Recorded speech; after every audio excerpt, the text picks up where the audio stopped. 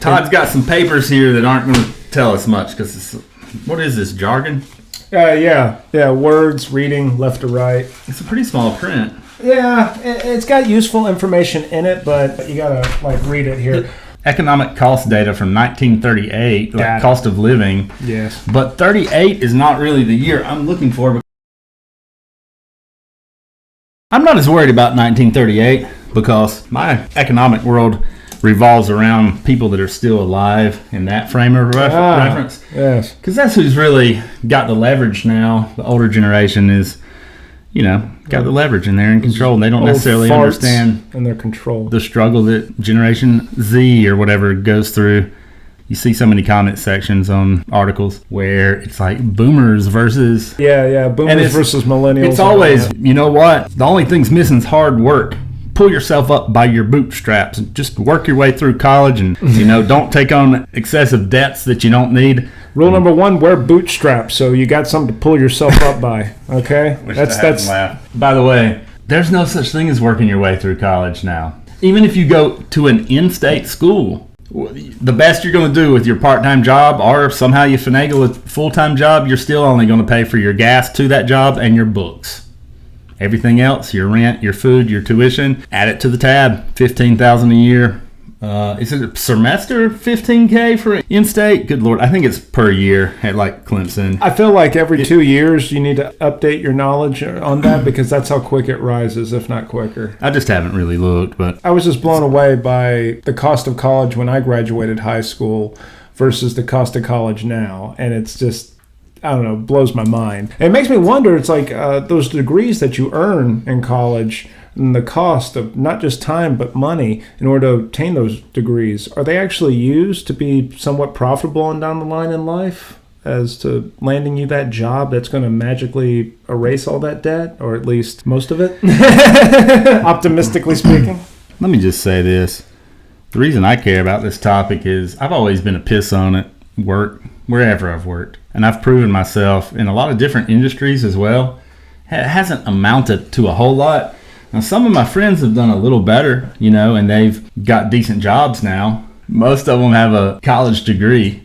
Hey, I helped put my ex-wife through school and paid off her existing school loan, so I, didn't get to go. But anyway. That's a popular story, by the way. You're not the only guy to do that, and then, eventually things not work out. The real main reason I didn't go is debt. I didn't want to take on the debt, but it would have been well worth it at the time. Right now, I'm not sure. The cost is just getting really high. You do have to go for something that's going to pay. At least be a RN, an accountant, an engineer, an architect. Something that pays six figures, because you're going to pay probably about $500,000 for a decent house. Just about anywhere in the United States near a metropolitan area. Anyway, it just sucked. Sucked going to work. Sucked at Confluence when I worked out there. They started me off as a temp at $9 an hour. And guess what? Everybody else was getting $8 an hour. Man, I was lucky. Jeez. And you know what? Once I proved myself, they were like, yeah, once we hire you on, it'll be $15 an hour. They kept saying that. And then when they hired us on, the group we were kind of a new startup area. Yeah. Once they started hiring us on, $10.50 an hour. So they just bullshit us down the line. And people I talked to in my parents' generation were like, oh, okay, at least you have a job. And yeah, they said that a bunch. At least you have a job. I understand work shouldn't be considered an entitlement because it's not. But at the same time, what's the point of having a job? The term working poor should be an oxymoron that doesn't exist. If you're working 40 hours a week, you shouldn't be poor. If you are, where's the incentive to even work? There's this mindset that, well, you do start off a little bit low, but get in there and work hard and just hang with the company or don't, but, work your way up. You just work your way up. My fucking ass, man. You don't work your way up. That doesn't really happen anymore. And that just is something that I hate that certain people refuse to see. Or, you could work. They remember back when they were younger, 18 years old, 20 years old, fresh out of college or whatever, and didn't have a whole lot of money, but they put it together in the course of time. Yeah, you made almost what we do now. And shit was 1/5 of the cost, maybe even cheaper than that. Yeah, that's one thing to put in perspective. Gas was 25 cents a gallon People need to understand that even if you do get that promotion, that managerial position, whatever you're going for, working your way on up, so to speak, the wages aren't there. It's kind of like, okay. No, the respect is not coming anymore. When that wage is presented to you, it's not the respectful wage that it used to be in comparison to cost. Yeah, the cost of, you could be a manager in 1975, most anywhere, and make a good, solid, middle-class lifestyle for yourself. I'm talking car, family of 4, the white picket fence with a little 2-3 bedroom house, whatever. Nowadays, I mean, God, you're just a step above the hourly workers working as a manager. I mean, the salary and that's all you're doing. You're pretty much there. It's not there. You're pretty much their peer. Yeah, pretty much. Yeah, you're a peer with a lot more responsibility and accountability because it's your ass on the line if they fuck up. They're just trying to keep their job to come back to the next day. So I hate to be that way. And that's somebody, by the way, me, someone who has a paid off house that's pretty valuable, but I still don't have a great way to make income. But like, I have made it work, but I have no kids. Yeah, I mean, if it weren't for my OnlyFans, I don't know where I would be now financially. I drove hoopties forever. Oh, really? Quote, forever. Oh, well. Yeah, salvage title stuff. Yeah. I mean, the AC don't work, stuff like that. The paint's like ruined, like for a while. One time I even rode a cheetah with a saddle on its back. It was very cost efficient. Except for the cheetah food. You know, you can't feed them dry food. No, you got to go to a special pet store for that. That's not like they sell cheetah chow at Walmart or wherever. I've looked. They don't. Well, yeah, I'm trying to get around to our point just a little bit. The facts are there if you look. We found an interesting index that compares salary to home prices throughout the years. And it's a chart. It just goes to the moon. They're talking about the ratio of how much a modern day middle class, what would be considered middle class home would cost today versus your income from the regular quote unquote middle class working collar job or whatever. However far you want to go back, 30s, 40s, 50s, 60s, 70s, 80s, 90s, 2000s. Yeah, and the interesting thing, if you go back to the housing bubble, the housing crash, yeah, home prices were high, and the inequality of income was definitely there. That's what led to the major fall. The bubble. But we're beyond bubble levels now on the income to home price ratio. Like, this is a symptom of the virus. No one ever thought about. Like, Bill saw it coming. Oh, really? Yeah, for sure. What did he do about it? There's nothing he could do. He got censored by... Oh, no! I can't believe they censored Bill. God. Take him to jail. He got told by everyone that people are dying. Don't you understand? People are going to die. And I said, hey, it's going to make its rounds no matter what. Everybody's getting... Everybody did. Ooh, and I can't post that on... But I can post it to audio. And I didn't get it. My ass. I didn't get that either. If I got it, I didn't know I had it. I'll say that. Mm-hmm. Well, I never got tested. I never had a reason to get tested unless we were just doing free tests or whatever. And for a while there, it was actually hard to get tested. I had reason to get tested, but I just didn't. Oh, well, you had symptoms or something? Yeah, for sure. Oh, okay. That sucks. I never lost my sense of taste. I think that would be very odd for a person like me. Yeah, I did at some point, and it was not the initial wave. That was on down the line when I lost my sense of taste. The first thing I could start tasting after that was salt. Then everything tasted like salt, and that was annoying. Even salt. It was a little extra saltier than usual. Mm-hmm. But going back to what we were talking about... I don't want to come off as someone who complains, but dang, when do we get to set our goals and reach them and, get our feet on the ground and all, when we're 70? If that. Keep in mind, the Social Security benefits are lopsided. We're going to be bankrupt sometime within the next 10 to 15 years. Thanks, baby boomer generation. All I get from a baby boomer is a pat on the back. Well, you'll get there eventually. We know it's going to be when you're 70, but fuck you. Yeah, well, the retirement age keeps rising, and that's going to be unless we really protest and bitch about it as, we the people should, that's all the government's going to do, the bare minimum. Okay, instead of 67, 77. There you go. That'll straighten it out. So, yeah, you get a little pat on the back and a candy-coated statement. Well, God's got you. Yeah, because I ain't got no empathy whatsoever. Speak it into existence. Boom! That's what'll get you there. By the way, we've got this new type of paperwork we need to add to your current job. No extra pay. Here you go. Right, yeah. Here's a new responsibility that you're going to be held accountable for, even though it wasn't a part of the job you initially took to get hired here. We're just going to assume you're okay with it. Literally, I've had bosses say, well, God's got you here for a reason. Oh, wow, really? Yeah. I never had, even at Chick-fil-A, I never had anyone go that far to just try to well, everything happens for a reason. You're here for a reason. Now, they're probably wondering, what reason is this fucking guy here for? He doesn't fit the Chick-fil-A motif. We know the pay's stupidly low and we drag in $100,000 every single day, but you know what? Just realize this, Robert. God's got you here. I feel that the healthcare industry doesn't get enough credit for exploiting its workers. Of course, we hear about the doctors and nurses getting paid well, but really, aside from that, everyone kind of, the pay versus all the shit you got to put up with, the different roles that are needed in order for a hospital to operate like it does, they don't pay enough. They don't pay enough at all, especially for the grueling hours, I mean, God. There's some jobs that pay really well, and there's some that really don't. Here's always been my issue. Look, I don't care if someone is getting stinking filthy rich, as long as I'm taken care of to a reasonable degree. I want to be paid what's fair. If someone's getting paid so much that it's unfair, I'm not going to be jealous, but I would like to be paid fairly. My slice of the pie needs to be based on what I provide. Yeah, well, as an employer, you should want that. The people you lean on the most, you lean on them for a reason, so they should be compensated as well. If not, hell, even like I had mentioned, before, it's like employees with a certain tenure or certain status, they should be able to own part of the company, actually have a personal stock in it. That way, it's kind of like a commission-based. The company does well, you do well. Company doesn't, you don't do so hot. And I think that would incentivize productivity, even to the point where I don't think most people have to work 40 hours a week in order to make a decent living. That's just my opinion, though. But 40 hours doesn't get you a decent living. No, not the way we got now. It does, and it doesn't. And when it does, you're really making big bucks. And when it doesn't, bro, you can't pay for the basics.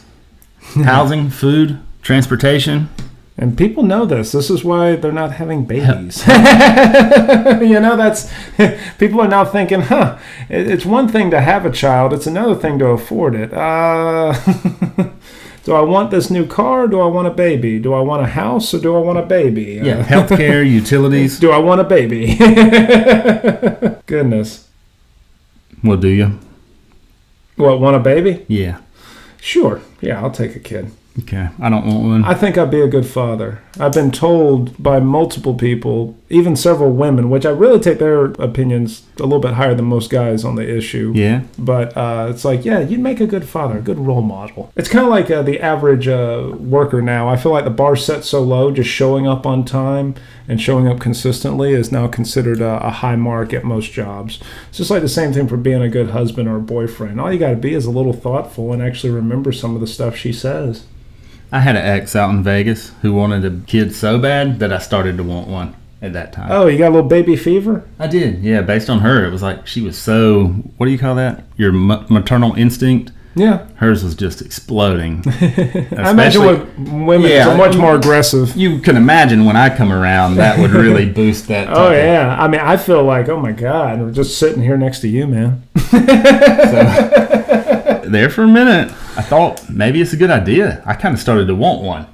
It's amazing how much my opinion has changed on this. Like when I was 30, I did not, kind of like you, did not want a kid, didn't want to think about affording a kid, relationships at the time because I was coming off the heels of one. Well, wouldn't it be different if you had $3 million in the bank? I would be more open to it at that time, yes. But, it was still a personal gripe, like as you put it, that I had, like, I don't want to be tied down with a kid. They're an anchor. But now it's kind of like I've 10 years later, I've turned kind of tender-hearted towards it. If I live to be a ripe old age, I think on my deathbed, looking back at my life, I would regret not fathering a child. Or not raising a child. I'll say that. I totally left this out earlier. My particular job that I always held in healthcare, before I took the coursework on that, you could look at the economic data and, they said, hey, Usually start off about $43,000 a year. That's going to be your average. No sooner than I had finished that course, it was lower. It still hasn't really reached back to that 43. So we're talking 16, 17 years later, it pays no more than it did. Like literally none. And that's where my complaint comes from. Someone looks at my resume, they think, oh, you're in healthcare. You'll do great in healthcare. So it's hard for me to jump industries without just lying on my resume. By the way, I'm good at everything. I fix cars. I edit videos. I can build houses. He plays the harmonica, allegedly. He owns one at least. I love that fucking thing. That point is lost on a lot of people. But that's not just my one individual job. Other people are in that same boat. Yeah. That is a thing. It's like, hey, what's the cheapest? We need corporate profits just to be record profits. And in order to do that, what's the market rate for a piss-on worker? Oh, that's the market rate? Well, try to pay them a little less, but, if you have to pay them that, go ahead and pay them just the average, which is way too low. But as far as greed is concerned, no one needs to check our greed. It's kind of, we'll work together with these other companies so that we all pay a inadequate wage. Yeah, we'll work together with these other companies so we all pay an inadequate wage. It's almost like the employers unionize in order to drive down wages. What an interesting concept. I wonder what would happen if the middle class did that, maybe politically. I get it. A company needs to make a profit. Yeah, but it just not to the point where it exploits workers. For God's sakes, we've been against that since the New Deal. What made us backtrack? But I've literally worked in departments where we had 8 employees and then 2 doctors, let's call it 10 employees. And at the end of the month, the balance sheet said, hey, our general fund gained $225,000 this month. And on average, every month. But we're paying this one person $10.50 an hour. And that's all we can afford. I mean, fuck y'all. That's all we choose to afford. That's what they mean to say. Well, I was clinical coordinator just for a second. The medical assistants made between, and my badge actually said clinical supervisor there for just a minute, but the medical assistants made between $10.50 and $18.50 an hour.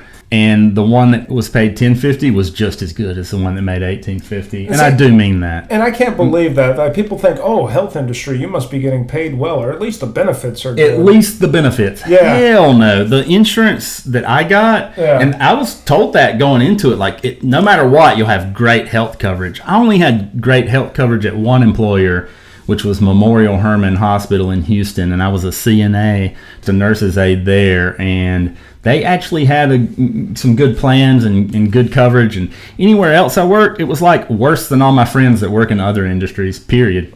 I was about to say, for the grocery industry, I guess Publix would kind of be a tier above most average grocery store chains, but their insurance so far is pretty well, considering what I put in as to what I get out. Mm-hmm. That ratio would be on the plus side. So I'm happy about that.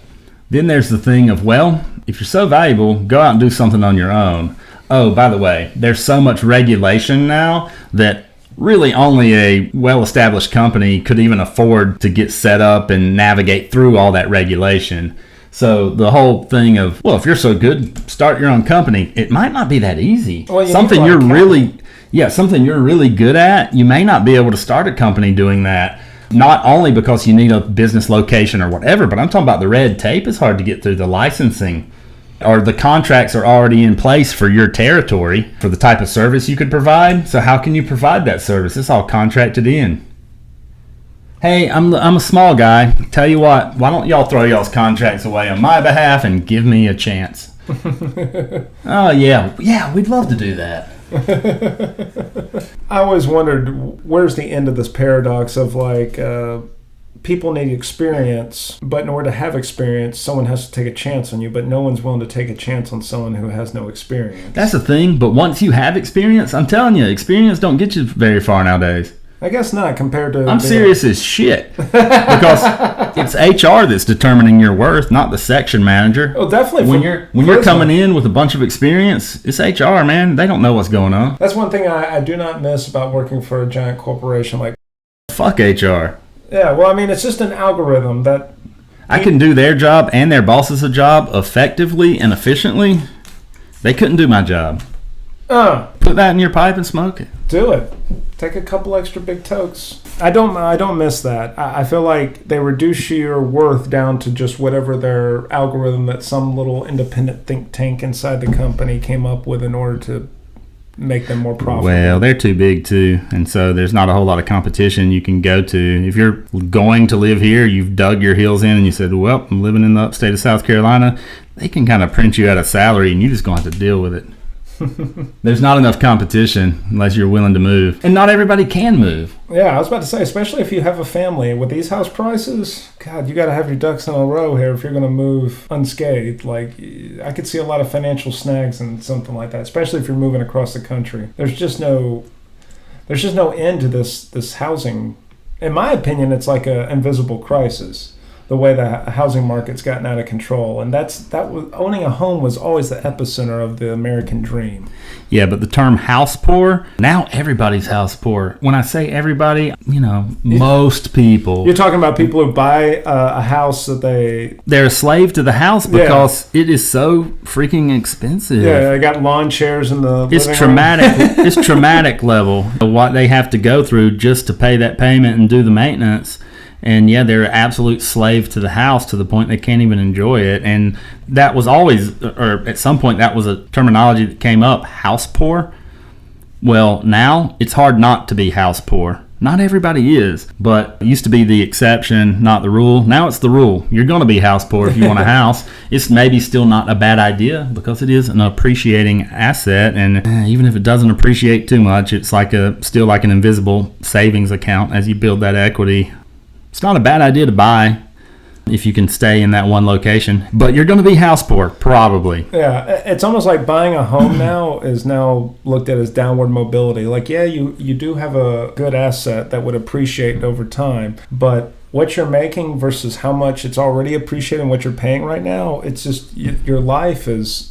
You're walking on a tightrope, and that's really what's driving everyone's debt, that tightrope that no one seems to keep their balance on. Especially when it comes to buying a car, but that's a whole new issue there. $20,000 used sedan, you got to be kidding me. Well, the issue is oversimplified sometimes. Work a little harder, be a little more responsible like we were. That's where the argument starts, and hey, you can be a little more responsible, and that helps. But the deck of cards is still way more stacked against you now financially than it used to be by the people that, have an alternate frame of reference where they kind of still relate it to as they were getting established. And just the data tells you. I think that's a good thing to look at if you want to know the pulse of the middle class. What's the average housing cost and the average transportation or vehicle cost? And that gives you a good idea of how everyone's doing. You do get a nicer car than you used to, but you pay 8 times as much for it. I was about to say. You do get a nicer house than you used to. Yeah, that depends, though. I was about to say. When you take into account the neighborhood, we drove through that new neighborhood the other week. I wouldn't have a house in there. You have a driveway that's basically doubles as a sidewalk because that's how close to the curb you are. Oh, it's a 45-degree angle, too. That puppy's steep and a little bit wavy. Yeah. If it rains, you're busting your ass when you step out your front door. You'll be sliding down the street. It might make a good short video, but that's all you're going to get from it. I was about to say, once it snows, you got a little sled hill. It's like, okay, that's nice. Just be sure to watch out for those manholes that stick out about 5 inches from the surface of the road. Between you and your neighbor house across the street, you got a little half-pipe snowboarding deal, or you could use it for skateboarding. Yeah.